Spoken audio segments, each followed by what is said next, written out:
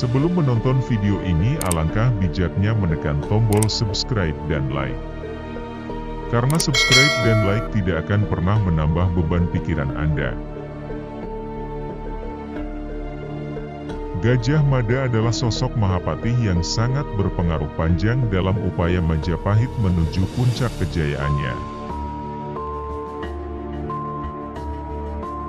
Gajah Mada dikenal sebagai sosok setia dan perkasa pada pemangku kerajaan Majapahit untuk terus menjaga keutuhan dan menebarkan pengaruhnya. Hingga sekarang, jasa-jasanya masih dikenang. Bangsa Indonesia menganggap Patih Gajah Mada sebagai pahlawan simbol patriotisme dan persatuan bangsa. Gajah Mada memiliki kisah hidup perjalanan karir dan perjuangan yang cukup serius. Hal tersebut terutama bersumber pada Babat Gajah Mada, Naskah Usaha Jawa, dan Babat Arum Bondan. 1. Naskah Usana Jawa. Dalam Naskah Usana Jawa disebutkan Gajah Mada lahir di Pulau Bali. Dikisahkan, Gajah Mada lahir dengan cara memancar dari buah kelapa yang merupakan penjelmaan Sang Hyang Narayana, sehingga Gajah Mada dipercaya lahir tanpa ayah dan ibu. Dia dilahirkan karena kehendak dewa-dewi. Naskah tradisional Nusantara sering menegaskan legitimasi tentang kelebihan pada diri seseorang melalui mitos, sehingga tokoh yang dimaksud pantas dijunjung tinggi dan dihormati. Dalam perjalanannya, keajaiban demi keajaiban selalu mengiringi sejak kelahiran, masa kanak-kanak, dewasa, bahkan hingga kematian. Perjalanan seperti ini umum berlaku pada sistem kepercayaan masyarakat Hindu-Buddha pada masa itu, sehingga tafsir atau rasionalisasinya diperlukan agar isi naskah dapat dijadikan rujukan. 2.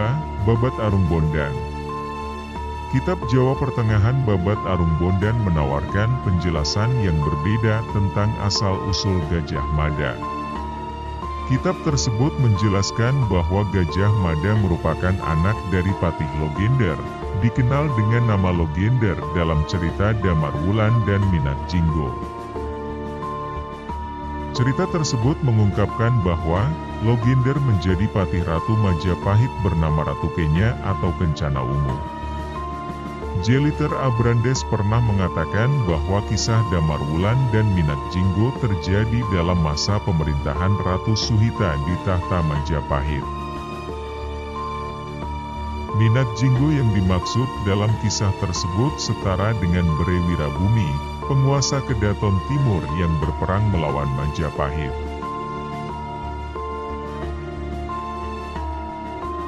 Sehingga jika mengikuti tafsiran ini, maka Gajah Mada adalah anak dari Patih Logender, setelah Majapahit melewati masa kejayaan. Sedangkan dalam berbagai prasasti dan kakawin Nagara Kertagama sebagai bukti otentik, disebutkan bahwa Gajah Mada berperan dalam masa awal dan kejayaan Majapahit, pada periode kekuasaan Hayam Wuruk. Menariknya dalam kitab Babat Arum Bondan, dapat menjadi interpretasi lebih lanjut, adalah pernyataan bahwa Gajah Mada merupakan anak dari seorang Mahapatih. Nama patih yang menjadi ayah Gajah Mada belum akurat. Karena dalam kisah-kisah tradisional, nama tokoh sering diganti karena diceritakan secara berulang-ulang dalam kurun waktu yang berbeda. 3. Babat Gajah Mada. Babat Gajah Mada merupakan sastra Bali. Dikisahkan ada seorang pendeta muda bernama Empu Suradarma Yogi, yang memiliki istri bernama Patni Narirati, istri yang diberikan oleh gurunya yang bernama Empu Raga Gunting, atau yang dijuluki Empu Suradarma Wiyasa. Empu Suradarma Yogi membuat huma di sebelah selatan Lembah Tulis, sedangkan Patni Nariratih tetap tinggal di pertamanan. Hanya sesekali, ia menengok suaminya di huma yang baru dibuat.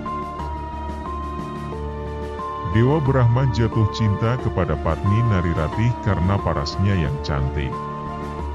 Sampai suatu hari, Nariratih dinodai oleh Dewa Brahma. Nariratih mengadukan peristiwa tersebut pada suaminya. Akhirnya, mereka pergi mengembara selama berbulan-bulan. Ketika bayi lahir, mereka sampai di desa Mada yang terletak di Gunung Semeru. Lahirlah bayi laki-laki yang diiringi peristiwa alam yang menandakan bahwa sang bayi kelak akan menjadi tokoh penting.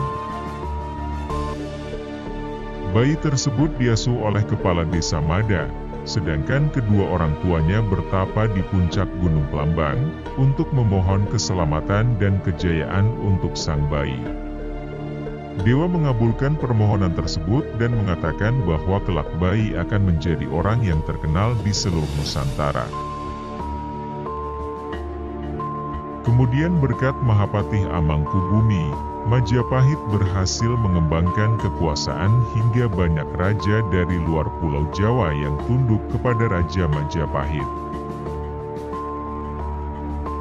Sumpah Palapa Gajah Mada, saat dilantik menjadi Mahapatih, Gajah Mada mengucapkan sumpahnya yang terkenal, yaitu Sumpah Palapa.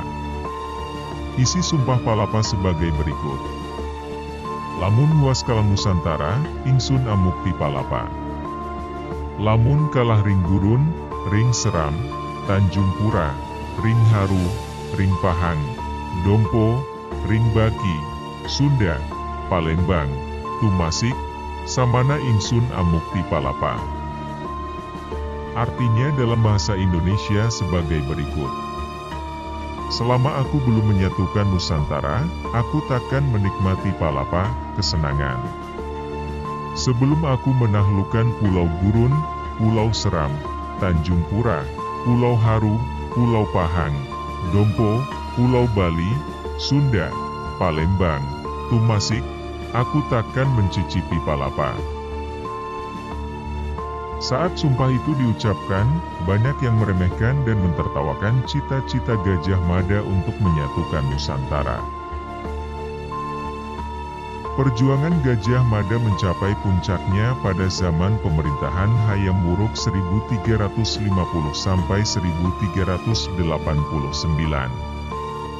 Luas Majapahit hampir sama dengan luas Indonesia saat ini, bahkan pengaruh kerajaan Majapahit sampai ke negara-negara tetangga. Hal ini dibuktikan, Majapahit pada waktu itu mampu menguasai wilayah-wilayah Nusantara yang meliputi Melayu, Sumatera, Tanjung Pura, Kalimantan, dan Semenanjunga, Malaka.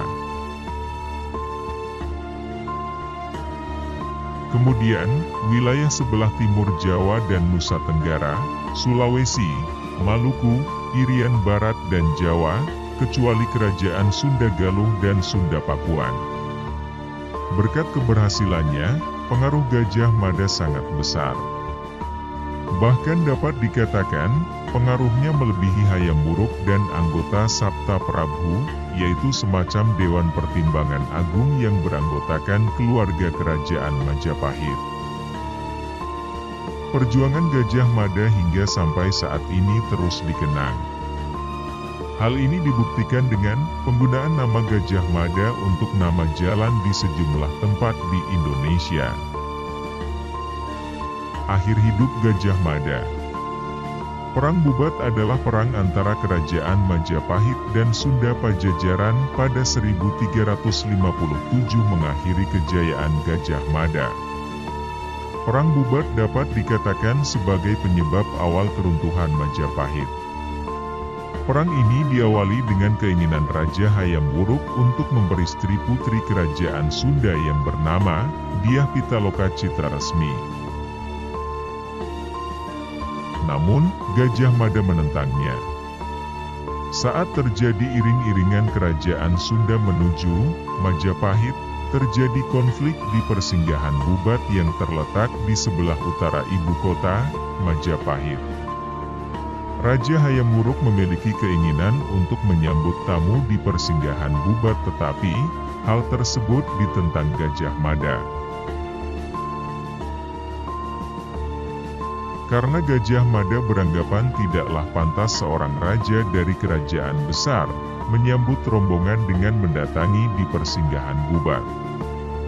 Saat pernikahan hendak dilangsungkan, Gajah Mada menginginkan Sunda takluk dan menyerahkan Dyah Pitaloka sebagai persembahan.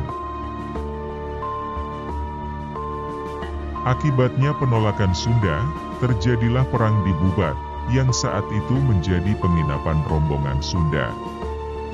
Seluruh rombongan Sunda gugur dalam pertempuran, dan langkah diplomasi Hayam Wuruk pun gagal. Oleh karena itu, Gajah Mada dicabut dari jabatan sebagai Mahapati. Pada 1359, Gajah Mada kembali diangkat sebagai patih dan diberi wilayah di Madakaripura, di Tongas Probolinggo. Gajah Mada meninggal pada 1364 karena sakit. Dengan meninggalnya Gajah Mada, kebesaran Majapahit pun berakhir. Itulah sedikit ulasan mengenai tokoh Gajah Mada.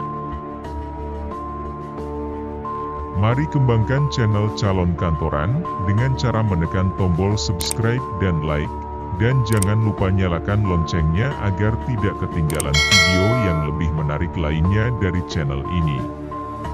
Terima kasih.